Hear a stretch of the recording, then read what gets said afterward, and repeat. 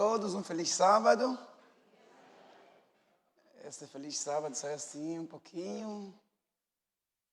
Vou aqui, nunca vi, não é característico, mas uma saudação que é feita no nosso país, todos os sábados, todos os dias que nos encontramos com o irmão adventista, uma saudação de Paulo. Maranata, Maranata. Vem, Senhor Jesus. Essa é a nossa bendita esperança. Vou repetir o bom dia, que eu achei que saiu assim meio que não do espírito sabático, né? Hoje é o Dia Mundial da Alegria, que é assim conhecido, sábado. Bom dia, irmãos. Bom dia. Feliz sábado a todos. Todos estão especial, de facto, nesta manhã, mas eu queria, antes, agradecer a presença de alguém. Numa visita feita pela nossa anciã Paula em nossa casa, ela veio com a sua filha e eu tive a coragem de convidar a Inês, a filha da irmã Paula, e pela graça de Deus, aceitou o convite de Deus, está aqui conosco. Seja bem-vinda. Essa cadeira é sua. Tem estado vazia todos os sábados. Por favor, de hoje em diante, ninguém vai ocupar essa cadeira. A tia Paula vai sentar sozinha todos os sábados. Por isso, o desafio fica aqui lançado.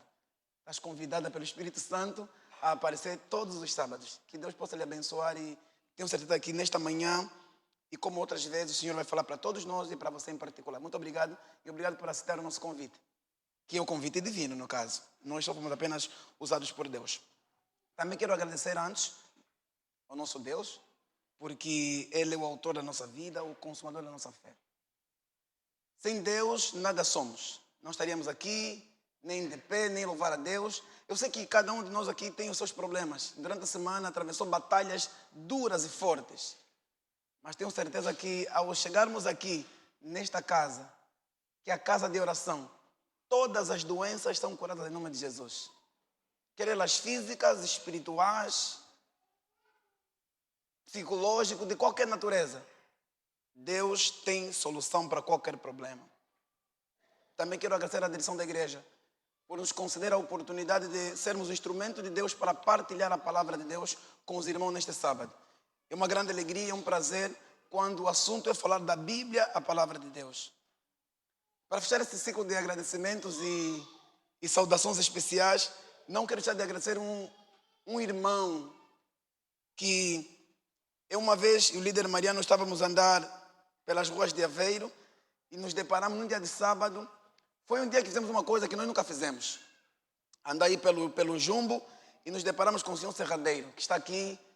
E foi um encontro inusitado e ele perguntou, éramos dois jovens com gravatas, que não é muito comum, e Bíblia nas mãos, e perguntou se éramos de que religião e nós dissemos que éramos adventistas e sentiu-se interessado em conhecer a comunidade, a nossa igreja, e já lá se vão quase 6 meses. Todos os sábados, o senhor Serradeiro está aqui, adorando a Deus, e muito obrigado, que Deus possa lhe abençoar, nosso amigo, e que Deus lhe abençoe mesmo. Muito obrigado. O Espírito Santo vai trabalhar, com certeza, o resto não é nosso trabalho, é trabalho divino e a nossa parte, como seres humanos, a gente já faz. O resto, deixamos com Deus. Vamos orar antes de entrarmos na palavra de Deus. Querido Deus, nosso Pai Celestial, nesta bela manhã de sábado, vamos abrir a sua palavra, querido Pai. Por favor, tal como um dia a serpente foi levantada no deserto, que nesta hora o seu rosto e a sua voz seja levantada para falar para nós. Querido Pai, retira de nós qualquer exposição humana que venha de nós, mas que cada um de nós possa ouvir o Espírito Santo falar para o seu coração. Se no meio desta congregação tem alguém que hoje precisa tomar essa decisão de abraçar e seguir a Cristo, que não adie para amanhã, que hoje seja o dia da decisão para se unir a Ti e que possa fazer parte da grande família que se prepara para o breve encontro com o Senhor Jesus Cristo nos ares. Seja com cada um de nós. Em nome de Jesus oramos. Amém. Obrigado. Acho que podem prestar um sermão. Eu trago um tema para a igreja hoje, meio que desafiador para todos nós como cristãos. Vivemos tempos difíceis e desafiador, com certeza. Estamos um pouquinho acomodados porque não estamos sacudidos tal como os homens no passado foram sacudidos. Trago a história de 3 grandes jovens que a Bíblia, a palavra de Deus, apresenta.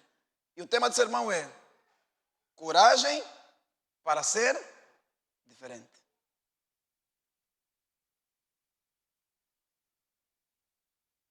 Peço a todos, vamos abrir a Bíblia. Quem tem aí em formato digital, abra mesmo a palavra de Deus, acesse aí o iPad, o telefone, mas gostaria que nesse momento cada um de nós aqui pudesse abrir a Bíblia. Vamos deixar que a palavra de Deus fale. Daniel capítulo 3. Daniel, já está aberta a minha Bíblia, espero que a sua também esteja aberta. Daniel capítulo 3, a partir do versículo 16 até o versículo 18. Daniel, estou a dar um tempo para cada um de nós abrir a Bíblia. Daniel capítulo 3, versículo 16 a 18. Lemos assim a palavra de Deus. Responderam Sadraque, Mesaque e Abednego ao rei: ó Nabucodonosor, quanto a isto, não necessitamos de te responder.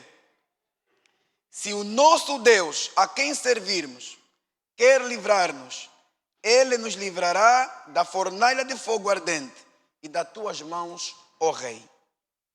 Se não, fica sabendo, ó rei, que não serviremos a teus deuses, nem adoraremos a imagem de ouro que levantaste. Palavra do Senhor. Resposta de 3 jovens, e a Bíblia dá os seus nomes. Quem eram esses jovens? Sadraque, Mesaque e Abednego. Como é que essa história acontece? Para que possamos entender, irmãos, no capítulo 2 de Daniel, o rei de uma das grandes superpotências na época, o reino de Babilônia, acorda assustado e percebe de que o sonho que teve tinha algum significado especial. E ele convoca no seu reino sábios, homens dotados com conhecimentos incríveis. E o rei chega para estes homens e diz: eu tive um sonho, e este sonho perturbou-me bastante durante a noite. Diga-me o sonho que tive e o seu significado. Irmãos, os sábios, os astrólogos, os homens, diz até a Bíblia, os feiticeiros que faziam parte da corte de Nabucodonosor disseram: rei, o Senhor pode nos contar o sonho e nós daremos a interpretação. Não, vocês têm que me contar o sonho e a interpretação. Eles disseram: não é possível, não existe na face da terra, e nunca um rei pediu aos seus súditos o que o rei está a pedir. É algo quase impossível. Só é possível com os deuses. E como o rei sabe, os deuses não vivem entre os mortais. O rei ficou furioso e disse: vocês precisam me contar o sonho e a sua interpretação, sob pena de que todos vocês e vossas famílias amanhã sereis todos mortos. Eu, se fosse funcionário da corte de Nabucodonosor e fazia parte daqueles sábios, já estaria a imaginar, talvez escrever um testamento naquele momento, se não tinha escrito, talvez fazer o último pedido, porque o decreto podia ser lançado e todos os sábios do reino tinham de ser mortos. Daniel, um dos jovens que veio como cativeiro lá na Babilônia, ouviu e perguntou a Arioque, o homem que estava responsável por matar todos os sábios da Babilônia: o que é que se passa? O rei amanhã vai matar todos os sábios, todos os homens do reino. E Daniel fazia parte desses homens. Daniel, diz a palavra de Deus, com sabedoria e bom senso, pediu a Arioque: posso falar com o rei para que eu possa, junto de Deus, pedir sabedoria para poder partilhar o que o rei quer? A Bíblia diz que o rei permitiu. Daniel, irmãos, no capítulo 2, eu queria ressaltar esse ponto que é importante. No capítulo 2 de Daniel, no versículo 16 e 17, diz assim a Bíblia: foi Daniel ter com o rei e lhe pediu designasse o tempo. E ele revelaria ao rei a interpretação. Versículo 17. Então Daniel foi para casa. E aqui está um ponto importante que eu gostava que cada um de nós aqui pudesse reter. Daniel foi para casa e fez saber acaso a 3 jovens, 3 amigos. Eu li um nome no capítulo 3 e aqui tem outros nomes. São as mesmas pessoas. Quem eram esses jovens? Ananias, Misael e quem? Azarias. E a Bíblia diz que seus companheiros. Sabe o que Daniel disse? Orem para que Deus me use e eu possa interpretar o sonho do rei. Quando as crises batem a nossa vida, quais são os amigos que nós recorremos? E quero agradecer aqui o hino que foi cantado pela Mariana e pelo Ilídio. O melhor lugar do mundo, onde é que é, irmãos? Aos pés de Salvador. Mas nós, ao longo da caminhada cristã, temos ou não temos amigos? Temos amigos. Muitas vezes precisamos contar com ele. Daniel foi ter com estes amigos, os 3 companheiros. E eles oraram para que Deus pudesse dar a interpretação. E, resumidamente, está aí a interpretação na imagem que nós podemos observar. Daniel chegou junto do rei. Rei, não existe na face da terra homem que tem poder ou sabedoria para poder explicar o que o Senhor teve durante a noite. Mas há um Deus nos céus, o Criador do universo. Esse Deus conhece os mistérios da vida. É esse Deus que poderá lhe revelar. Daniel esvaziou-se e colocou Deus à disposição do rei. E Daniel disse que o rei sonhou com uma estátua. Essa estátua tinha várias partes. E essas partes representavam reinos e nações. E Daniel foi categórico para o rei Nabucodonosor. Tu, ó rei, qual é a parte que o rei Nabucodonosor representava? A cabeça de quê? De ouro. Rei, tu és a cabeça. Depois de ti surgirá um outro reino, menor do que o seu. E assim sucessivamente. E Daniel fala que a cabeça era de ouro, o peito e os braços de prata, a barriga e os quadris de bronze, a perna de ferro e os pés era uma mistura de ferro e barro. E Daniel descreve as grandes nações que dominaram o mundo. Babilônia, Medo-Pérsia, Grécia, Roma. E a parte mais importante, irmãos, nos pés é o barro e o ferro. E Daniel disse para o rei, nesse tempo, poderão tentar juntar as nações, mas não será possível, porque o barro não se junta com o quê? Com ferro. Queridos irmãos, nós estamos vivendo um tempo profético desse período. Qual é o tempo que estamos a viver, irmãos? Babilônia passou ou não passou? Medo-Pérsia já dominou o mundo? A Grécia já? Roma já, em suas 2 fases, papal e imperial. Estamos vivendo o período de onde? Dos pés. Basta olhar para a Europa e nós entendemos profeticamente, evidentemente, esta profecia bíblica. E Daniel termina assim a interpretação. Querido rei, no dia destes reis surgirá um reino que subsistirá para quê? Para sempre. O rei ficou admirado. E no mesmo dia, o que o rei fez? Promoveu Daniel a cargo de primeiro-ministro do seu reino. E Daniel não ficou sozinho. Daniel disse assim, rei, eu tenho 3 companheiros. E a Bíblia diz assim, a pedido de Daniel, no versículo 49 do capítulo 2, a pedido de Daniel, constituiu o rei a Sadraque, Mesaque e Abednego sobre os negócios da província da Babilônia. Daniel, porém, permaneceu na corte do rei. Sadraque, Mesaque e Abednego eram funcionários da corte real. Eram administrador do reino mais importante da época. Nos dias de hoje, vocês conhecem a superpotência mundial? Não preciso falar aqui o nome. Imagina ser funcionário dessa superpotência mundial. Lá estava Daniel na corte do rei e os seus amigos eram o quê? Administradores da Babilônia. Um cargo super importante. Agora, irmãos, O rei entende, no capítulo 3, talvez por inspiração satânica, apenas eu sou a cabeça de ouro.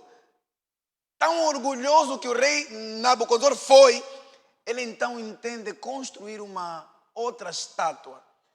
Diferente do sonho, ele agora manda fazer. Eu não sei quantos euros, reais, kwanza e outras moedas ele utilizou para edificar essa estátua. Mas a Bíblia diz que essa estátua media mais ou menos 27 metros de altura. Irmãos, imagina, usar ouro puro com 27 metros de altura. Nós podemos ler isso aqui no capítulo 1, no versículo 1 do capítulo 3, que essa estátua media mais ou menos 60 côvados de altura, que corresponde a 27 metros, e 6 de largura, que corresponde a mais ou menos 2,70 metros de largura. Era uma estátua tão gigante, tão grande, e o rei emite um decreto. Todo aquele que depois de ouvir o som da trombeta e de outros instrumentos musicais devem ajoelhar-se diante da estátua que o rei levantou. Este era o desafio. Dentre estes povos que o rei convocou, estavam homens importantes do reino. E a Babilônia era um império com 120 províncias. Era uma extensão que ia até a África. Em termos territorial, era um território muito grande. Era um império enorme. Meus irmãos, lá estavam governadores presentes. Lá estavam presentes tesoureiros, juízes, homens da mais alta classe da sociedade da época. Estavam reunidos na província da Babilônia, na planície de Dura. Eu quero imaginar, irmãos, que a orquestra que estava formada foi bem ensaiada. Os instrumentos eram os melhores instrumentos da época, acredito eu. Porque era para tocar numa cerimônia mais importante que estava o maior dos reis da época, o rei Nabucodonosor. Então, sai o decreto, tudo preparado. A Bíblia não diz exatamente se era uma manhã, uma tarde, de noite, não sabemos exatamente, mas o certo é que o evento estava a acontecer. E lá os instrumentos tocaram. De repente, irmãos, todos curvaram-se diante da estátua. 3 jovens tiveram a coragem para ser diferente. E eles não se curvaram. A Bíblia diz que os fofoqueiros não entraram no reino dos céus. E a fofoca é algo muito antigo. Lá estavam os conspiradores, porque eles tinham ciúme. Eles não eram simplesmente administradores, eram homens muito inteligentes. E já tinham inveja deles. Esses eram cativos, eram escravos. Vieram na nossa terra, ocuparam as melhores posições no nosso reino. E eles tinham ciúme destes jovens. Só que não eram funcionários qualquer. Eram homens com excelência. Eram homens mesmo muito capacitados. Tinham uma sabedoria acima do normal. E ali, meus irmãos, diz a palavra de Deus que os colegas destes 3 jovens chegaram ao rei e disseram assim, versículo 12 do capítulo 3. Rei, há uns homens judeus, não são nossos. Irmãos, entenderam isso, não é? Há uns homens judeus que constituístes como sobre os negócios da província da Babilônia, Sadraque, Mesaque e Abednego. Estes homens, ó rei, não fizeram caso de ti, a teus deuses, não servem e não adoram a imagem que levantaste. Por isso é que no princípio nós lemos esse texto. É a partir desses versículos que surge a resposta desses 3 jovens. O rei chegou até ele e disseram, o que é que se passa, Sadraque, Mesaque e Abednego? Vocês têm uma última oportunidade. Nesse momento, a trombeta vai tocar novamente. Os instrumentos musicais vão tocar novamente. E eu quero ver que Deus vos livrará das minhas mãos. Que prepotência, que arrogância o rei Nabucodonosor tinha. Para ele não existia alguém mais poderoso do que ele.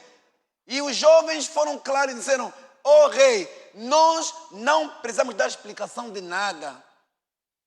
Quanto a essa questão, se vamos ajoelhar ou não, nós não precisamos explicar de nada. E o pastor Rodrigo Silva tem uma frase muito boa. Deus não precisa de advogados. Deus precisa de testemunhas. Muitas vezes nós queremos ser lá no trabalho, justificar muito. E não precisa. Se explicar muito é nas quadras. É na GNR. Não precisa. E eles responderam ao rei: se o nosso Deus a quem servimos quiser nos livrar das tuas mãos, ele nos livrará, ó rei. Se não, fica sabendo, ó rei, nós não vamos adorar a estátua que o rei levantou. Porque havia um decreto: quem não pudesse se ajoelhar diante da estátua, qual era o resultado? Ser lançado numa fornalha ardente, quente. E a Bíblia diz que o rei escolheu soldados grandes, um dos melhores soldados que havia na corte real. Peguem esses 3 homens, amarraram Sadraque, Mesaque e Abednego e foram lançados aonde, irmãos? Na fornalha ardente. Vamos lá falar isso no final.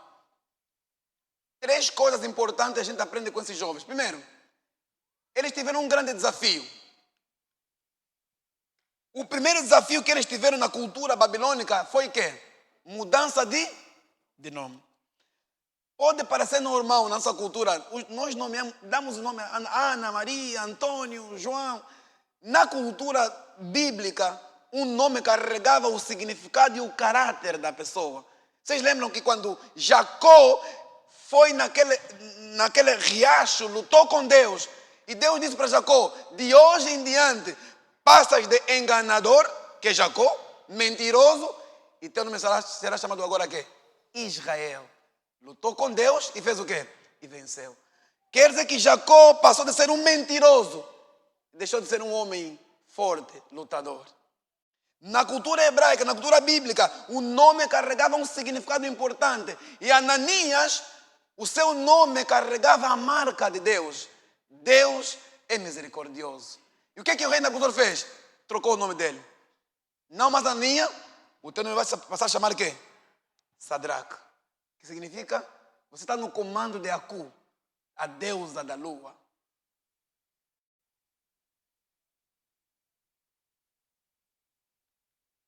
Misael, quem é como Deus?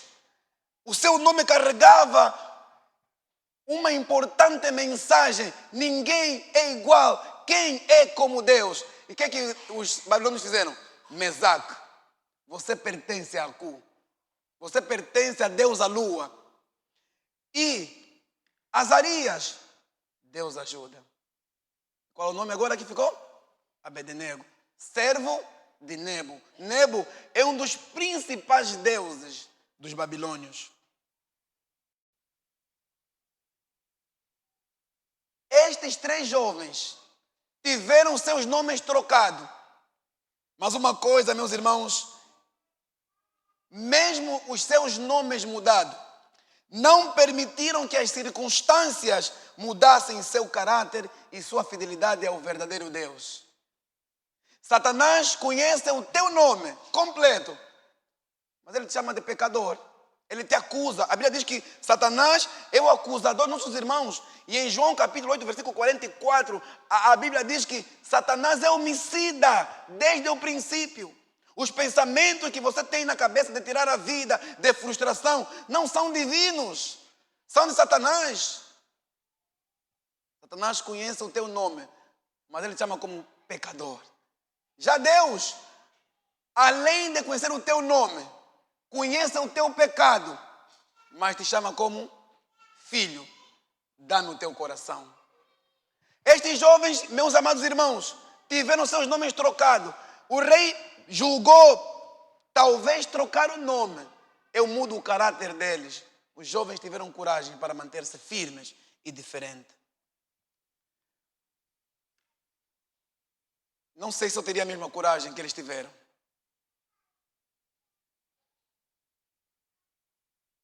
Qual foi o segredo?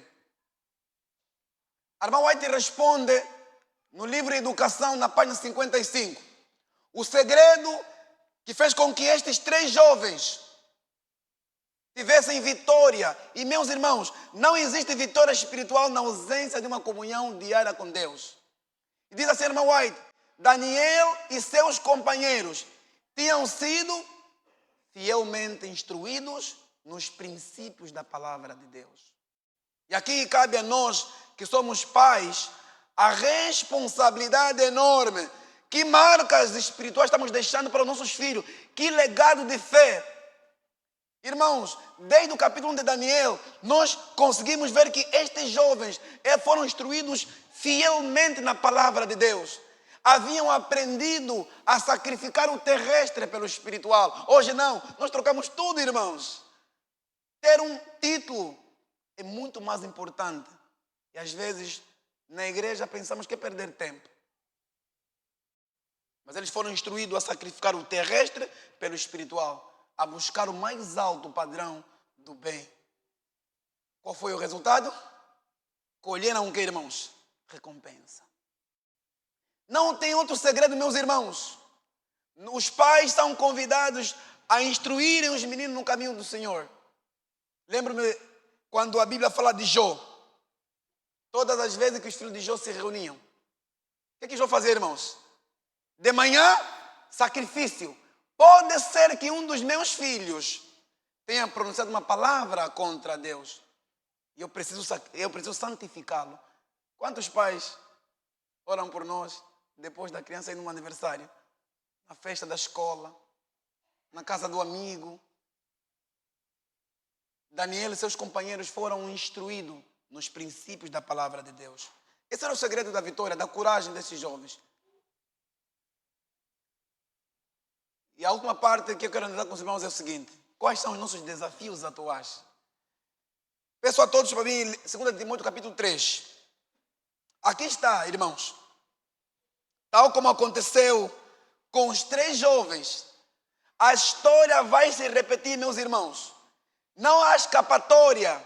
A Bíblia, a palavra de Deus, no livro de 2 Timóteo capítulo 3, versículo 12, Paulo, ao escrever para o seu filho na fé, Timóteo, Paulo escreve o seguinte: ora, todos, não alguns, todos quantos querem viver piedosamente em Cristo, serão o que, irmãos?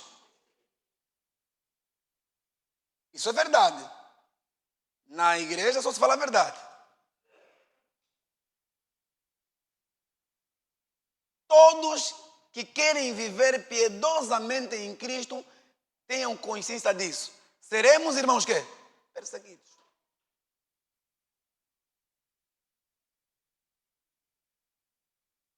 Daniel não se sabe onde estava, mas os soldados pegaram Sadraque, Mesaque e Abednego e levaram-lhe até a fornalha. A Bíblia conta de que a fornalha estava tão quente, que a temperatura do fogo fez o que, irmãos? Matou aqueles soldados valentes. Mas, irmãos, algo aconteceu. De repente o rei começa a tremer. Um rei poderoso, um homem com todos os poderes, muda de cor. O semblante do rei começa a mudar. E ele chama os seus: não lançamos 3 homens? Sim, rei. Eu estou vendo 4.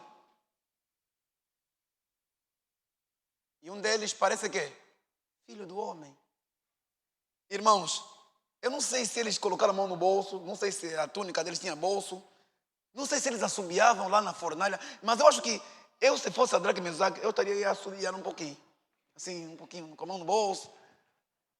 Se tivesse a gravata, ia aqui endireitar um pouquinho. Mas, irmãos, imaginem, agora o rei olha e disse: Sadraque, Mesaque e Abednego, saiam fora. A Bíblia diz que a mesma roupa que eles colocaram, os jovens saíram intacto. Não cheirava fumo algum. Nem um fio de cabelo queimou. E eles ficaram tão admirados, como é possível? E naquele momento, o rei voltou a reconhecer a soberania do Deus de Israel e promoveu novamente aqueles jovens. Mas, para os dias de hoje, saibam, meus amados irmãos, todos aqueles que queiram viver piedosamente com Cristo padecerão, sofrerão o quê? Perseguição. A maior necessidade do mundo hoje é de homens. Irmão, aí te descreve os homens que Deus requer. Homens que se não comprem nem se vendam. Homens que no íntimo da alma sejam verdadeiros e honestos.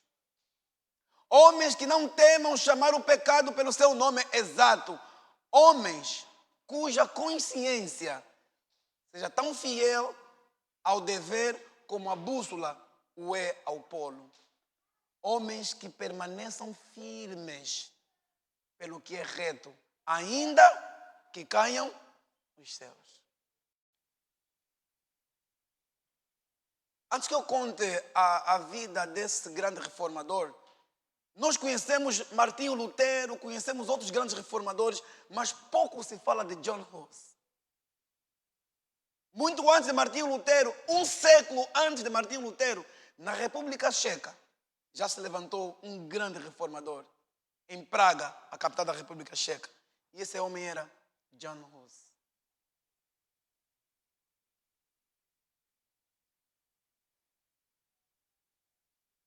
Três conclusões e lições aprendemos com os três jovens. E depois eu conto a história deste homem.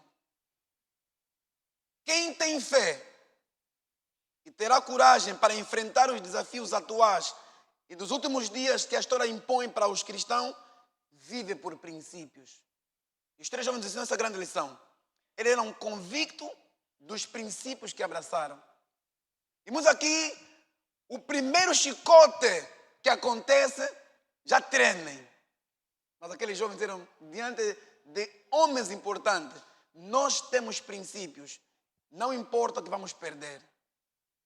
Segunda lição que aprendemos com esses três jovens. Quem tem fé não teme a fornalha, mas sente medo de perder a eternidade. Muitas vezes nós sentimos medo do que vai acontecer na perseguição. Seremos perseguidos, seremos mortos. Isso não é muito importante. Deus cuidará de nós quando nos perseguirem. Andaremos pelo fogo, não seremos consumidos. Eu tenho experiência disso. Não sou um grande homem, mas eu com um grupo de jovens num acampamento já andamos sobre as águas e nós não afundamos.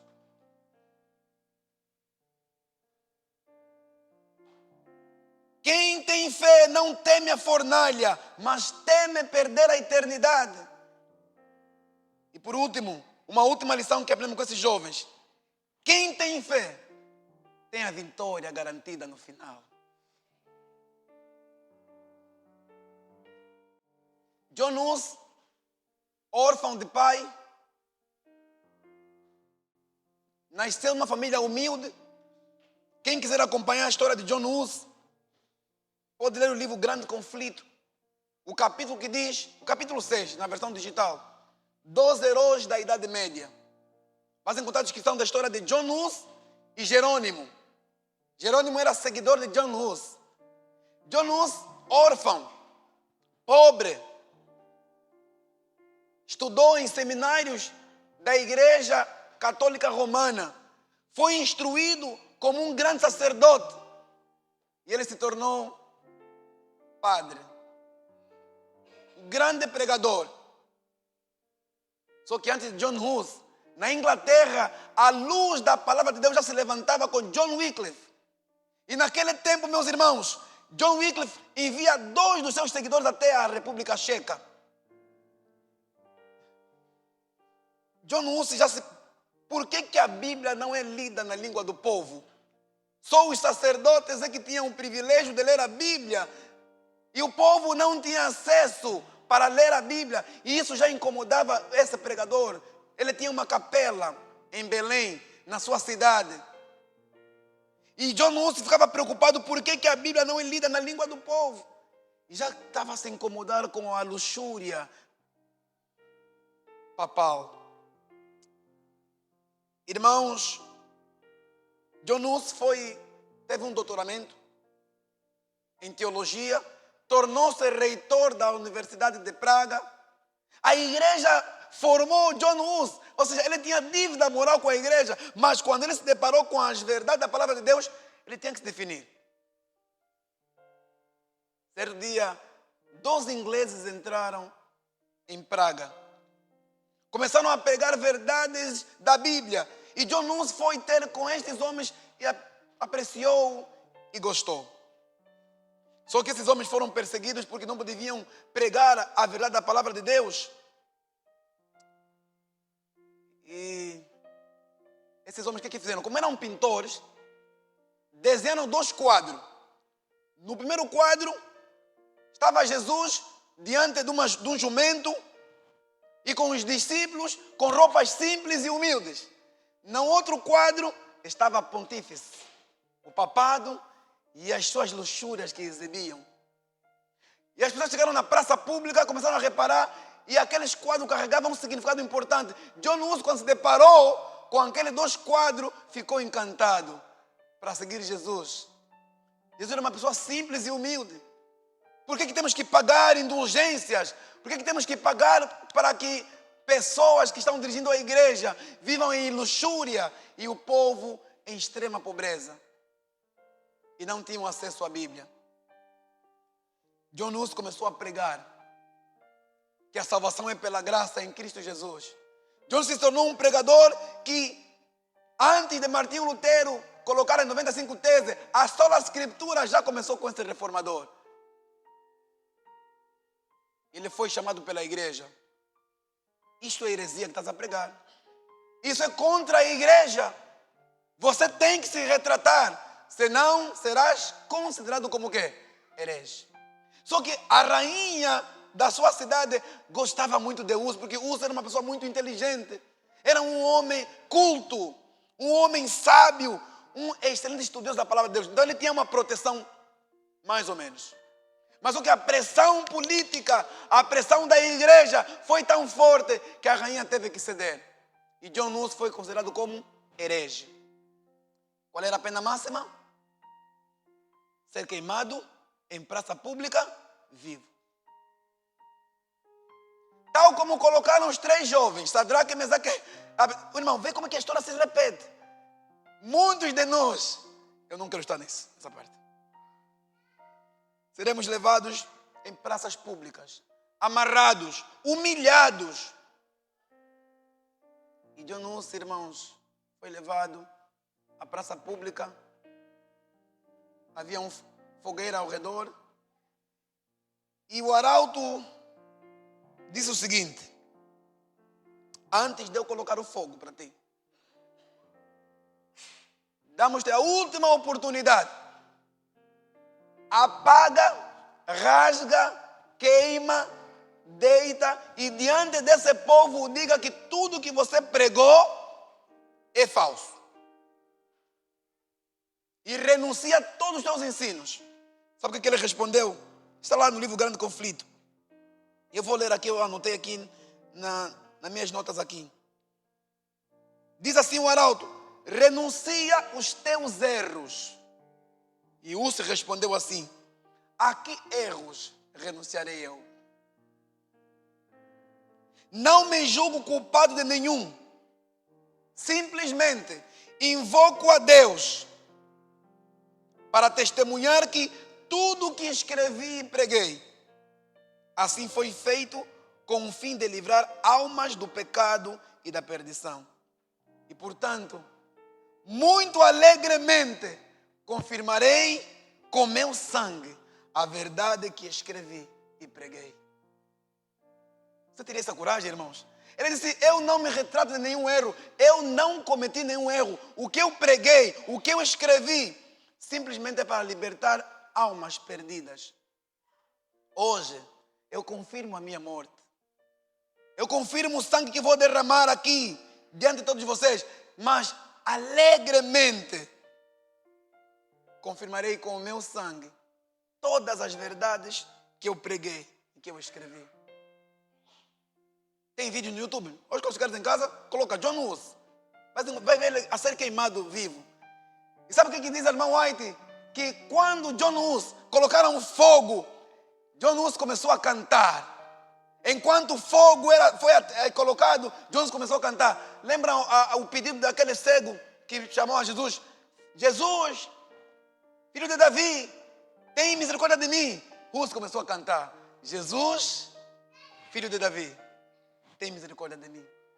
Jesus, com voz alta, irmãos. E enquanto o fogo subia, a voz fazia aqui, irmãos, baixava. E todo mundo testemunhava um grande homem de Deus.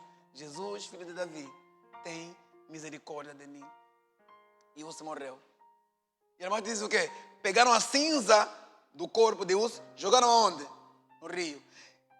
Onde passava aquela cinza, centenas e milhares de pessoas faziam o que, irmãos? Se convertiam. A morte de um mártir era semente para o quê? Para o Evangelho. Não quero assustar ninguém, irmãos. Mas todos quantos querem viver piedosamente em Cristo, se preparem. Padeceremos perseguição. Mas nada temos a temer quanto ao futuro. A menos que nos esqueçamos como Deus cuidou e protegeu o seu povo no passado. Deus prometeu: eis que estou convosco todos os dias, até a consumação dos séculos. Deus esteve lá na fornalha com Sadraque, Mesaque e Abednego. Deus esteve com John Hus. Deus estará conosco. Mas cada um de nós sai aqui, neste culto, com esperança de que, como está a minha fé com Deus? Porque o grande comandante está em frente para nos proteger. Mas como está a tua vida com Deus? Daqui a pouco esta igreja será sacudida. Não teremos esse comodismo que temos. Mas precisamos nos preparar para ter coragem e sermos diferentes. Porque a sociedade hoje levanta muitas bandeiras. Que Deus nos possa abençoar. Amém.